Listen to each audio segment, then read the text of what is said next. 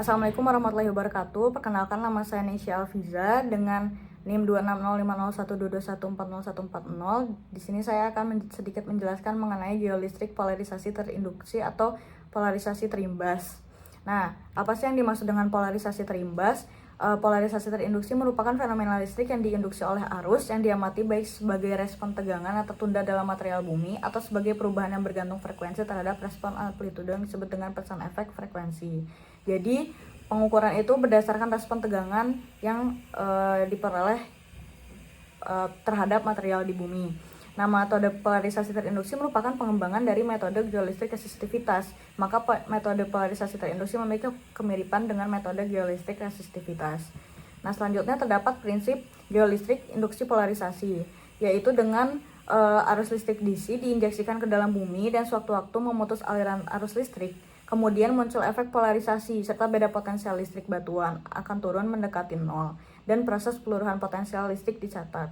Jadi prinsipnya itu adalah dengan melihat perbedaan potensial listrik terhadap batuan. Nah, selanjutnya adalah kapasitansi listrik.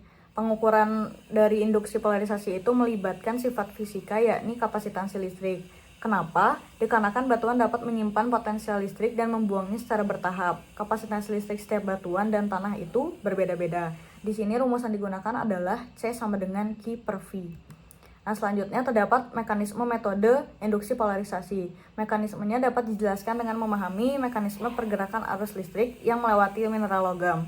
Penyebab efek polarisasi elektroda yaitu mineral logam yang memiliki kapasitansi listrik yang baik. Maka dari itu kenapa tadi menggunakan perhitungan kapasitansi listrik. Nah, aliran arus listrik memiliki kecepatan yang lebih lambat dibandingkan kecepatan mineral logam. Pada saat arus listrik melewati mineral-mineral diputus, maka nilai potensial listrik yang menurun dapat berhenti jika berada dalam keadaan setimbang. Nah, selanjutnya itu metode pengukuran induksi polarisasi ini dibagi menjadi 3, yaitu ada frekuensi domain, time domain, dan phase domain. Nah, dari ketiga ini maksudnya apa? Yang pertama ada frekuensi domain. Frekuensi domain itu adalah pengukuran dengan mengalirkan arus listrik yang dengan frekuensi yang berbeda-beda.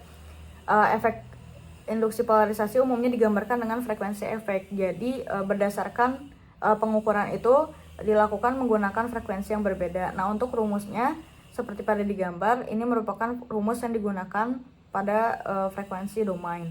Selanjutnya ada time domain. Jadi time domain adalah pengukuran arus searah DC dalam domain waktu. Nah, prinsipnya adalah potensial antara dua elektroda pengukur turun ke tingkat tanggap sekunder. Pengukuran dalam domain waktu adalah pengamatan peluruhan potensial sekunder terhadap waktu. Di sini terdapat pula rumus yang digunakan dalam metode pengukuran time domain. Selanjutnya ada phase domain. Jadi phase domain itu adalah mengukur beda sudut fase antara keluaran sinyal tegangan dengan masukan gelombang arus listrik yang diberikan, dengan asumsi bahwa bentuk gelombang keduanya sinusoidal dengan frekuensi yang sama. Beda fase antara sumber arus dan beda potensial dicatat sebagai chargeabilitas atau chargeability, yang dimana chargeability itu adalah keberadaan endapan mineral diindikasi dengan nilai resistivitas rendah dan chargeabilitas yang tinggi. Parameter chargeabilitas itu digunakan untuk menghitung nilai polarisasi muatan yang tersimpan di bawah permukaan.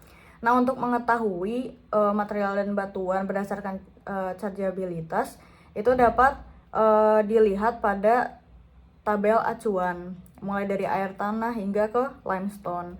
Nah, mungkin cukup sekian dari saya. Terima kasih. Wassalamualaikum warahmatullahi wabarakatuh.